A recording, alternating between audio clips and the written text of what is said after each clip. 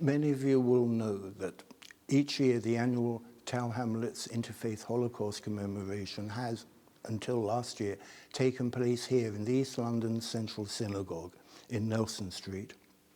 Unfortunately, for two reasons, we're unable to do the full service here. As last year, part of the ceiling had fallen down, almost exactly a year ago, in fact, it was in January. And the service wasn't able to be held, so it was held instead in Sandys Row Synagogue. But previously, it was always here. And it is appropriate that the service was held here, because over the years, some 20-odd local synagogues have closed down from what was predominantly a Jewish area. And these synagogues have amalgamated with Nelson Street, with this synagogue. This particular building, this synagogue, is a legacy of the Jewish East End. And the Jewish East End in my childhood, in this synagogue, there were many of the congregation who were either refugees from Central and Eastern Europe who had managed to come over before the war, and there were others here, members of the congregation, who were survivors of the Holocaust. And both those who had escaped before the war and those who came after didn't come over with their entire families. In most cases, they came here by themselves. They had lost everybody and everything. Every year, when I give my talk at this event, I always mention, as I feel it is right to do, my own family's losses. This was, of course, before I was born. But for my parents, they lost aunts, uncles, and cousins. My mother, who herself had been born in Eastern Europe, in Galicia, and came here as a child, she remembered her relatives, her grandfather who died. One of my grandparents, my mother's father, lost 4 sisters and 2 brothers. His wife, my grandmother, lost her father, her only brother and sister, her stepmother and stepsister. And this isn't mentioning the families that they had. And on my father's side also, both of my father's parents had brothers and sisters living in Poland. 2 of my father's aunts had emigrated from Poland to Germany. I have photos of some of their children. So for all of us within the Jewish community, this isn't an historic event, a time of tragedy. It is also a family tragedy.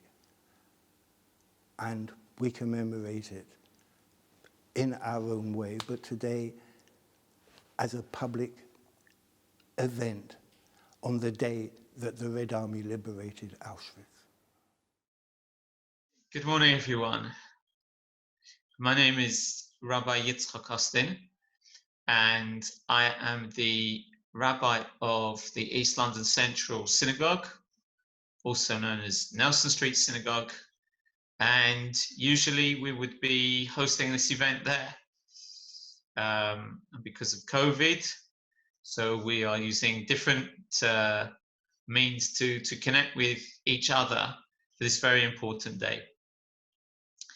The theme of this year's event is A Light in the Darkness. And I want to share with you something that happened in January 1945 in Buchenwald concentration camp.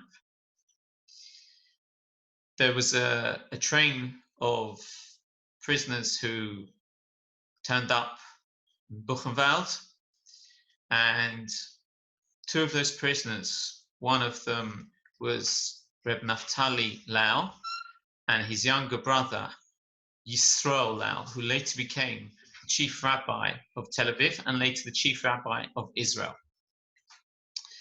And Rabbi Lau was 7.5 years old, and he was hiding in a sack, which was being carried by his brother. They came into a room, and the prisoners had to undress, and all their belongings were going to be thrown into an oven. Quickly, Naftali realized what was going on, and he called his brother out of the bag, and he saved him for that moment. A guard who was also a prisoner saw a 7.5-year-old boy being in Buchenwald, and he said to his brother, "What's he doing here?" His brother said, What did you want me to do? Leave him outside?" The prisoner said that if he can get to block number 8, he will have a chance of survival. They were pushed along a line, and on this line there was a man, a doctor, who was a Czechoslovakian communist prisoner who was giving a vaccine to each of the prisoners. He didn't even look at the prisoners, he just did it in a robotic fashion. When Rabbi Lau came in front of him, the doctor looked down at him, being he was so small. He asked Rabbi Lau, "How old are you?" He said, "I'm 15. Again, he asked him, "How old are you?" He insisted and said, "I'm 15. Turning to Naphtali, he said, "Are you his father?" Naphtali said, "No, I'm his brother." "How old is he?" "Because if he is younger than he is, and I give him the whole jab, it could kill him on the spot." Naphtali said, "He's 7.5. When the SS officers were not looking, the doctor emptied half of the syringe out on the floor and gave the rest to to Rabbi Lau. He then pushed him along the line in order to keep things moving. Later on, this doctor and one of his fellow prisoners found some small clothing which almost fitted Rabbi Lau. And the clogs that they were supposed to wear was far too big, and they gave him a pair of shoes. They reiterated that if he can go to block number 8, he has a chance of survival. After 2 days in block 52, Rabbi Lau was transferred to block number 8. There was a Russian communist prisoner there by the name of Fyodor, who took care of Rabbi Lau. He found potatoes and made him a soup, and he knitted him some earmuffs which kept him warm when they were taken out at night for roll call. When this roll call took place, they had to take off their hats, and the temperatures were freezing, and often their ears would turn blue and freeze. Every night, Fyodor checked that Rabbi Lau was wearing his earmuffs under his hat in case they were called out for roll call. So in those darkest, deepest, hellish places, the place of Buchenwald, there were these incredible people, the Czech doctor, Fyodor, who displayed great human characteristics and kindness in order to look after the little Rabbi Lau, the 7.5-year-old boy who became the mascot of Buchenwald. And he was later liberated in April 1945. Eventually, he made his way to Israel, and later he became the chief rabbi of Israel. I'm now going to light the memorial candle to all those people who didn't manage to survive the hells of the Nazi era. And when we light the candle, we remember their souls. And we also remember those amazing, heroic people who put themselves on the line in order to try and preserve and the life of those people they tried to help, Rabbi Lau being one of them. Thank you. My name is Stephanie Mortman, and for the last 16 years, I have helped Leon Silver to organise the Holocaust Memorial Day Interfaith Commemoration at Nelson Street Synagogue on behalf of Tower Hamlets. This year, as in other years, we remember not only all those who died as a result of hatred, persecution, and murder under Nazi ideology, but all those also who have died in subsequent genocides in Cambodia, Rwanda, Bosnia, and Darfur. I Did Not Manage to Save by Jerzy Fikowski. I did not manage to save a single life. I did not know how to stop a single bullet. And I wander around cemeteries which are not there. I look for words which are not there. I run to help where no one called, to rescue after the event. I want to be on time, even if I am too late. I'm Alan Green. I'm the rector of St John on Bethnal Green, and I'm also chair of the Tower Hamlets Interfaith Forum. I'm sorry that we cannot be together to mark this Holocaust Memorial, because it is so important that we show that fellowship physically. But given the state of the world at the moment, it is important that we do our best to recognise this day and to mark it as individually as we can, but expressing that solidarity with one another in words at least, even if we can't do it in person. This year has been a very difficult year, I think, for everyone, with increased infection and with so many deaths. But it has taught me something. I've had quite an easy life, really, and this has brought home to me the difficulties that so many people face in so many places throughout the world, and brings home to me the depth of the problems that have occurred throughout the world that I've only understood up here intellectually. This year has taught me to feel it much more in my heart.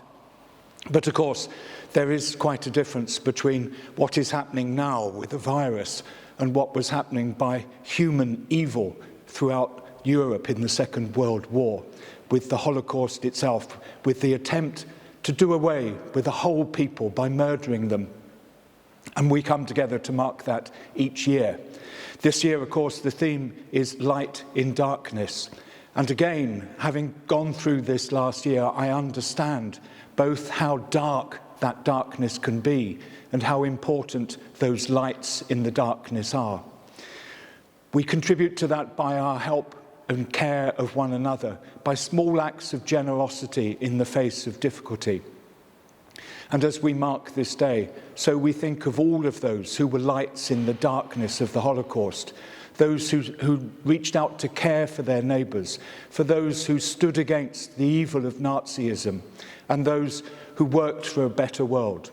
We must continue to work for that world today, remembering those who died, remembering those who were tortured, remembering those who were imprisoned.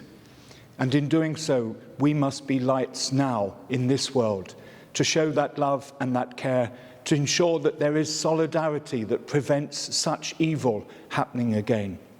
I'm now going to light this memorial candle as a sign of light in darkness, as a sign of hope in this world, as a reminder that those who died in the Holocaust and those who have died in other genocides are not forgotten, and that in their name we will work for a better world in which such things never happen again.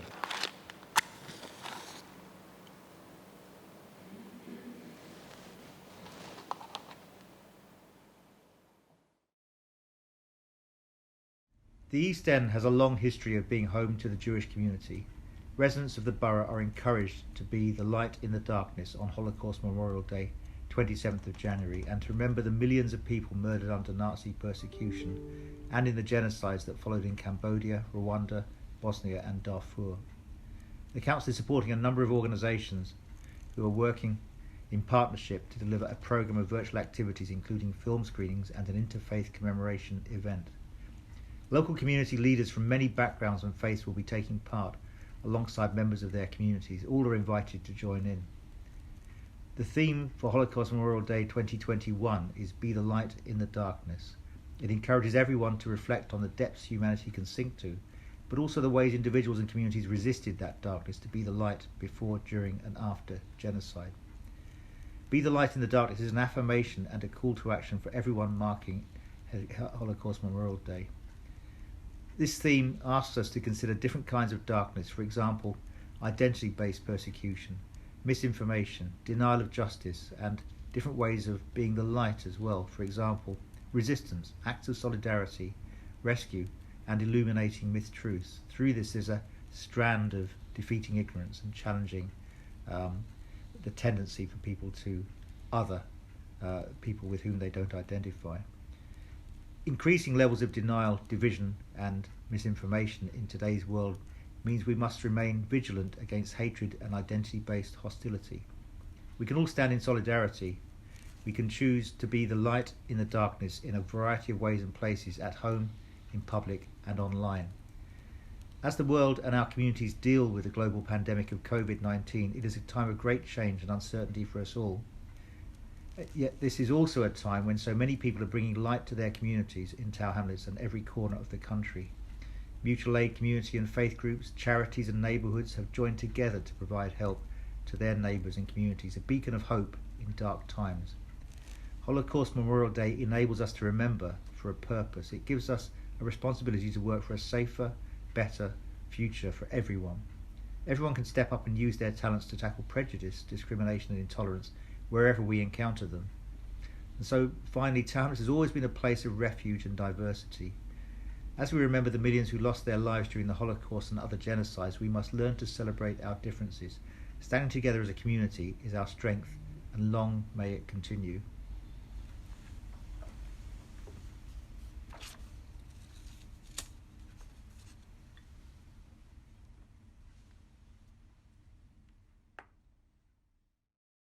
My name is Julie Begum and I'm chair of the Shadinada Trust and a friend of Leon Silver. So firstly, I want to thank Leon for inviting me to speak on behalf of the Shadinada Trust for the Holocaust Memorial Interfaith online event this year, 2021. As you're all aware, and I'm sure the other speakers will also mention, it's been an extraordinary year for all of us. We have experienced and been witness to remarkable events since the last Holocaust Memorial Day, which was sadly cancelled at Nelson Street because of the synagogue ceiling had collapsed, and thankfully nobody was there when it happened. And Sandys Row Synagogue stepped into the breach and saved the day, and we were able to stand together for that remembrance. Like many of you, you will have lost friends during the pandemic, and thankfully seen others recover from the virus. I myself was saved during this my period of self-isolation by the kindness of a neighbour and some friends who left food on my doorstep when I was unable to cook and shop for myself. As always, I'm inspired by the theme and Leon's address, which is deeply personal account of the Holocaust on his own family, and this year's theme is no less moving because of the dark times that we find ourselves in during this coronavirus pandemic. For the Bangladeshi community, the Holocaust Memorial Day is significant as well as a mixed experience because we went through our own genocide in 1971. And this year, we not only commemorate those that died, but also the birth of a nation 50 years ago.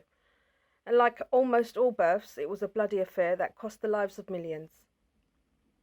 One of the lights this year is that 2021 has been the year that commemorates the 100th birthday anniversary of Sheikh Mujibur Rahman, the father of the nation, Bangladesh, who was sadly assassinated only a few years later.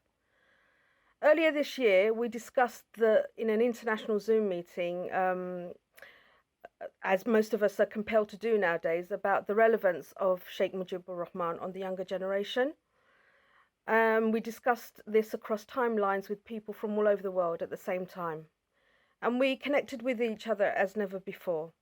However, I'm also aware of how divisive this technology is by the way that it excludes many people who experience digital poverty and are unable to take part in these conversations simply because they don't have the internet or a device.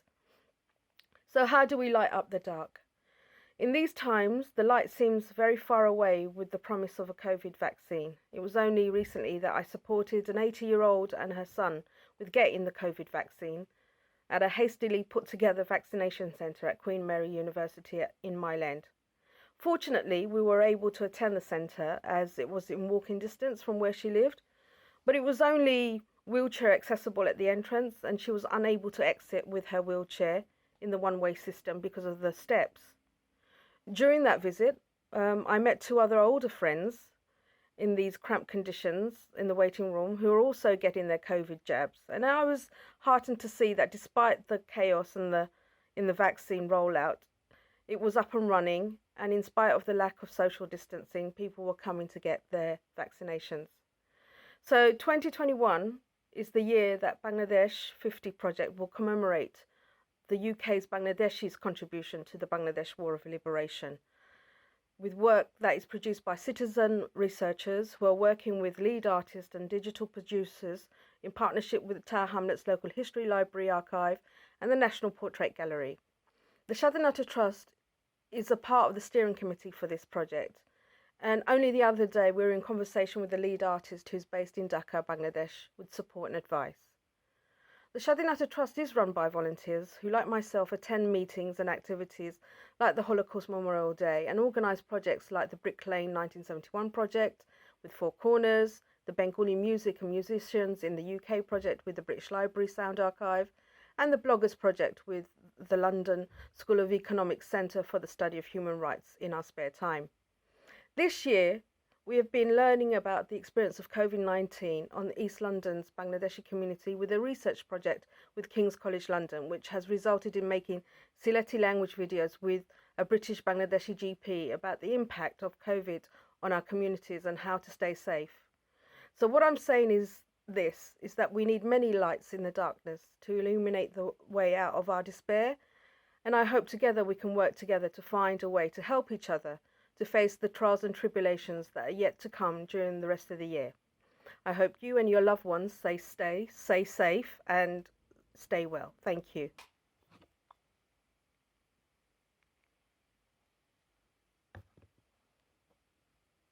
There we are. Ramchandra Shaha from Vivekananda Human Center from the Hindu community. Sister and brothers, thank you, Leon, for inviting me today. For many years, I have been attending Holocaust Memorial Day at East London Synagogue, but due to the current pandemic, we have all had to adapt to this new virtual way of life. First of all, I would like to extend my prayers and thought to those who lost their life and suffered in the horror of Holocaust. This year, the theme of Holocaust Memorial Day is "Be the light is the darkness."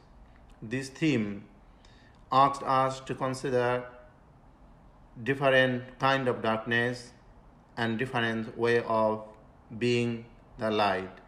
Rapid advantage in technology, world politics, increased social media use and unused, and world event out of our control has left a lot of youth feeling helpless, insignificant and anxious. However, we can all stand in solidarity and we can choose to be the light in the darkness. In most religions, light is very significant. In Hinduism, Diwali is one of main festivals, also known as the Festival of Light, which symbolizes the victory of light over darkness. In our scripture, a mantra that we chant every day, Tamosoma Jyotirgamaya, which means from the darkness lead me to the light. The darkness divides society and leads to a genocide, causes a long-lasting impact of fear.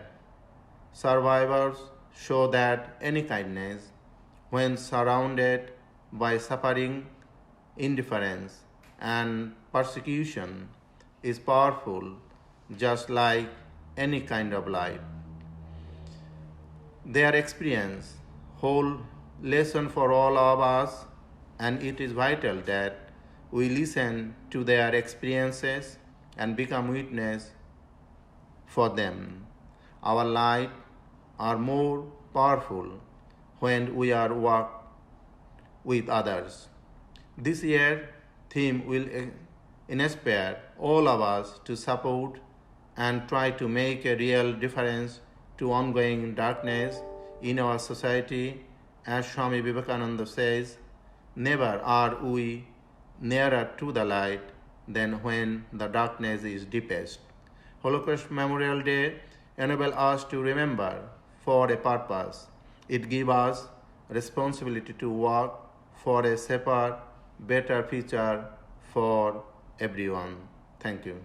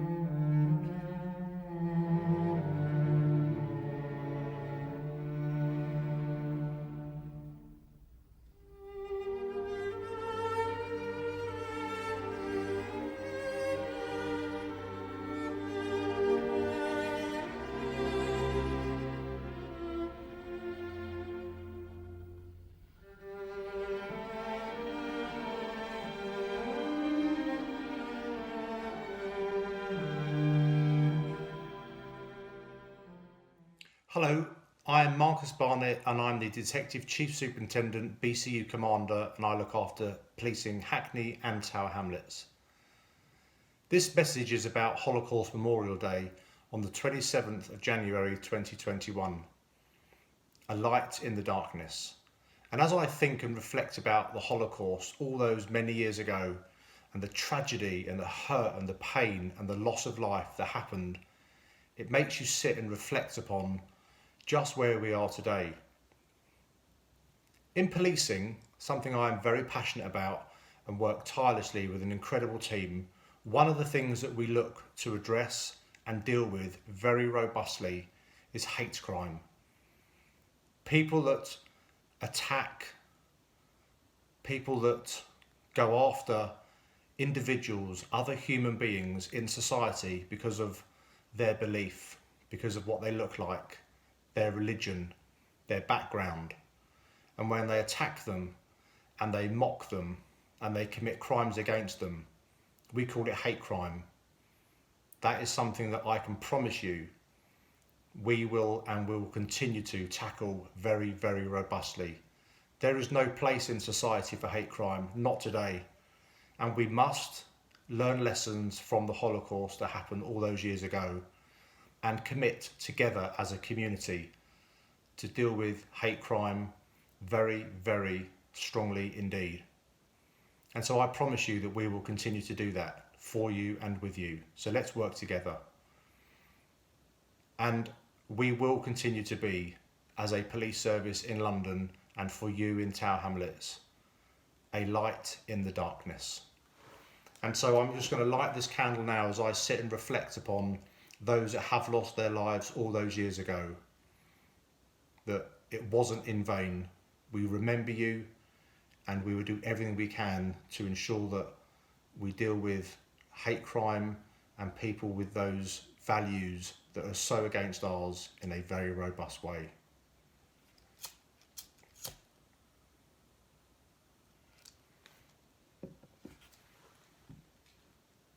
Thank you. Assalamu alaikum. Peace be upon you all. My name is Dilwar Khan. I am the director of East London Mosque and London Muslim Centre. It is my honor to participate in this year's Holocaust Memorial Day.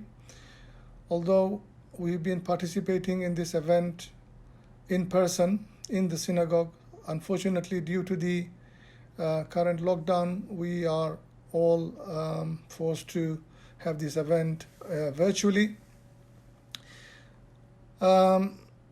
This year's theme is Be the Light in Darkness, and it's a very appropriate theme, because we as human beings, all of us, we need to work together to eradicate darkness and be the light for humanity. We know that in the 20th century, the most horrendous event that took place, the killing of millions of innocent Jewish people by the Nazis and the displacement of millions more. This incident actually it was instigated because of hatred for another race, for another religion. And this hatred and jealousy is a characteristic of the devil. We are told in the Quran that when God created Adam, God ordered all the angels and the spirits to prostrate before him to recognize his superiority. At that time, it was the devil, the Satan, who refused. And when he was asked why he refused to obey the command of God, he told God that he is better than Adam, because he is made of fire, smokeless fire, and Adam is made of clay. In fact, this shows that the Satan was the first racist.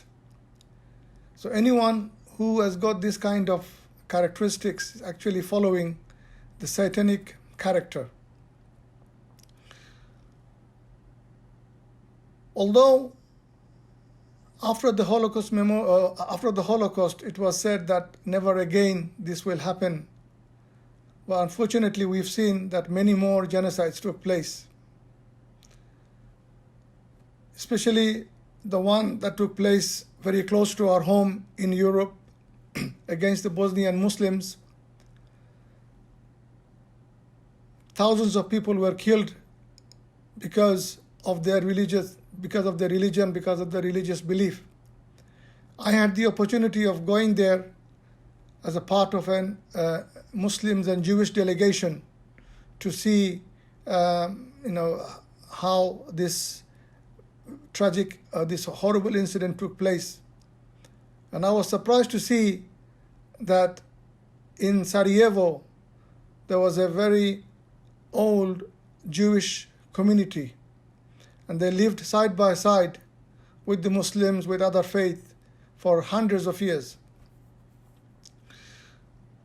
Unfortunately, we are still witnessing this hatred, anti-Semitism, racism, anti-Muslim hatred, Islamophobia. We see this is now and again, it creeps up. There are many people who are still trying to spread hatred. And we know that spreading hatred and dehumanizing a community is the first stage towards genocide. So therefore, all of us, we need to come together, regardless of our faith and our background. We need to come together and be the light in this dark, to tackle the dark forces of evil. We are told in the Quran, Allah guides all those who seek His good pleasure to ways of peace, and He brings them out of darkness by His will unto light, and guides them to a straight way. Chapter 5, verse 16. Thank you for giving me the opportunity to take part in this event.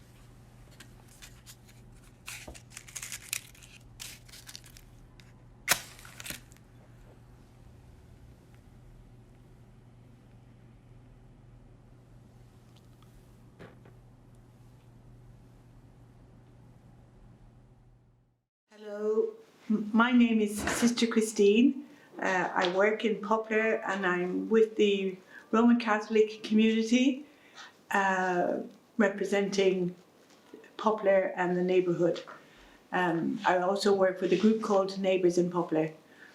I believe the theme is Be the Light in the Darkness, which is very appropriate for this time of the year, as well as what's going on internationally, nationally and internationally. So I think we all feel a bit in the dark at the moment. It makes you think of, there's a little saying, better to light a candle than to curse the darkness. So I think the theme is asking us and welcoming us all to be that light. A little light, it might be a little light, it might be a big light, but it doesn't matter, it's a light in the darkness. And what's happening in today's world makes us realize that maybe we haven't learned the lessons of the Holocaust, because it's been followed by many other tragedies, similar tragedies, which shouldn't really have happened if we learned the history, the lesson of history. And the theme makes me think also of be light. And it's not just about turning on lights, like electric light, etc. It's the light inside of you, it's the light inside every human being, which I think is what we're being called to find and to reconnect with. The light in us that leads to wisdom, compassion, understanding of people very different from us and situations very different from us, and learning the lessons of history so that there never is another Holocaust, there never is another universal tragedy. And we turn our back as well on people who deny such things happen. I think probably it's a call to prayer as well and work for peace, so that we get across, we somehow are able to negotiate or speak to people who believe some of these awful things did not happen. We're aware in America there's a huge, not a minority of people who are denying things that are happening in front of their faces. And if that can happen there, it's just a very frightening reminder that dictatorships do happen. And that reminds me of Edmund Burke, who said, power corrupts and total power totally corrupts. So I think we would have to be very blind not to learn lessons from today and not to be absolutely convinced internationally that we will make sure there never is another Holocaust. We will keep our candles alight. So we light this candle for peace, for harmony, for understanding, and for living better together. Amen.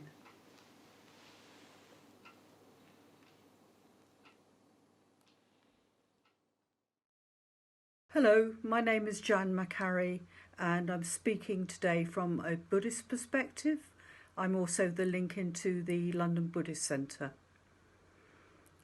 Over the last year, my daily walk sometimes takes me past a Jubilee beacon high on a hill. Lit on that 2012 celebratory night, it drew the local community together, offering warmth, friendship and a light in the darkness. If lit again in these dark COVID times, the flames would be very welcome. But reflecting upon this year's HMD theme, Be the Light in the Darkness, it struck me that the many acts of kindness we are witnessing in our communities today are really ongoing beacons of light and hope too. They can inspire us. We may be flickers of light, but we have the beacons amongst us too. 6 years ago, I had the pleasure of witnessing the Dalai Lama speak to hushed crowds at Glastonbury Festival. Here was perhaps the world's most recognisable Buddhist, urging us that love and compassion are necessities, not luxuries in life. He said without them, humanity cannot survive. Kindness and compassion are among the principal values that make our lives meaningful. He continues to stress that faith communities have a special responsibility to disarm greed, hatred and delusion, whilst undertaking actions that build tolerance, respect, trust and compassion. He is known for his view that violence and peace begin with the human heart. At Glastonbury, he called it unthinkable that people were killing each other in the name of religious faith. In his book, Ethics for a New Millennium, the Dalai Lama asks that we strive to give real kindness a chance. Through kindness, through honesty, through truth and justice towards others, we benefit ourselves as well. He offers a prayer which inspires him in his own quest to benefit others. The words from Shantideva are a light in the dark. May I become at all times, both now and forever, a protector for those without protection, a guide for those who have lost their way, a ship for those with oceans to cross, a bridge for those with rivers to cross, a sanctuary for those in danger, a lamp for those without light, a place of refuge for those that lack shelter, and a servant to all in need. Now on this day, Holocaust Memorial Remembrance Day, I light a candle for all those who have suffered and continue to suffer the effects of the Holocaust. May there be peace.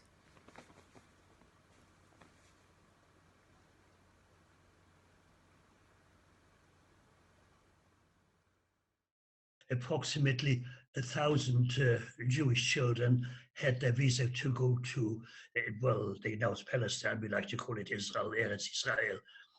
And this infamous white paper came out in 1938, restricting Jewish immigration, and our visas were cancelled.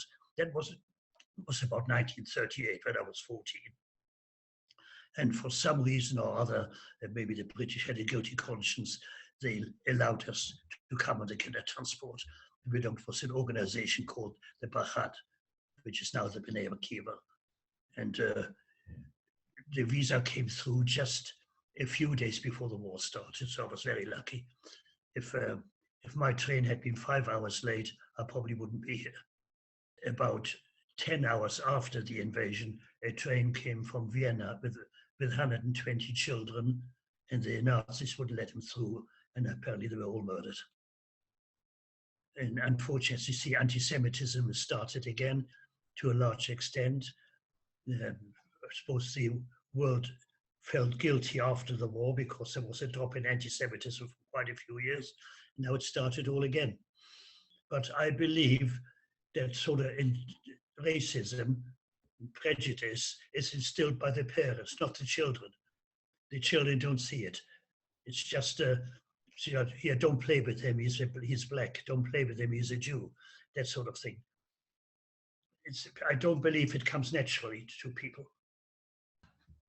I light the candle in the memory of the 6 million of our people who were murdered, to the righteous Gentiles who were murdered because they tried to save Jews, and to anybody who's been persecuted in the world.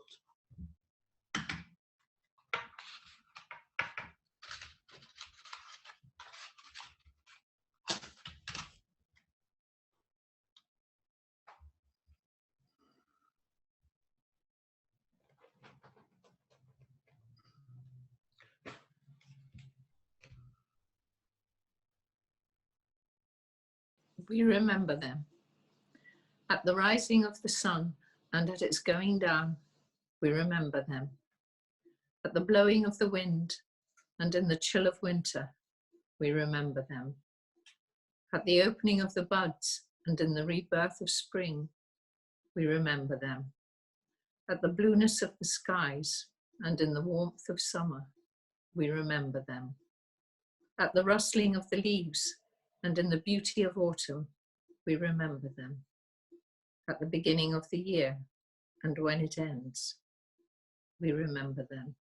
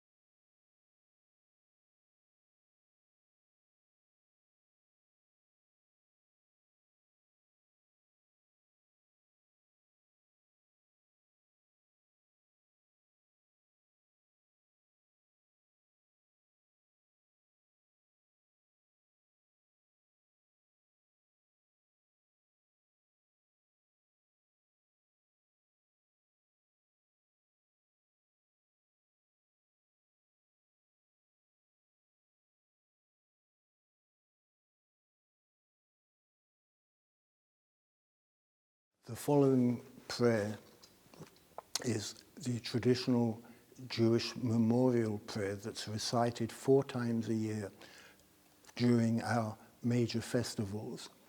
And it's also recited on the anniversary of the death of a close relative.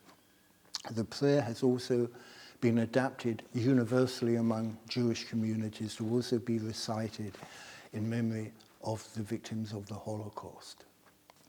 It contains the words, God, who is full of compassion, grant perfect rest among the holy and pure who shine as a brightness of the firmament, to the souls of, and then in this case it refers to those who were slaughtered, with extra wording, of course, to the usual prayer. And it ends with the wish that their souls should be bound up in the bundle of life at perfect rest under the wings of the Shekhinah, the divine presence. So this is it.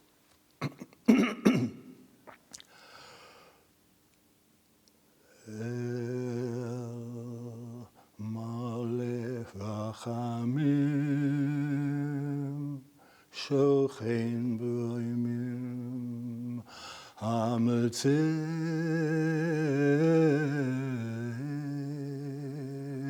Menucha Nechana Al Kanfei HaShekhinah B'ma'alos kedoshim u'tehorim k'zohar k'yamashim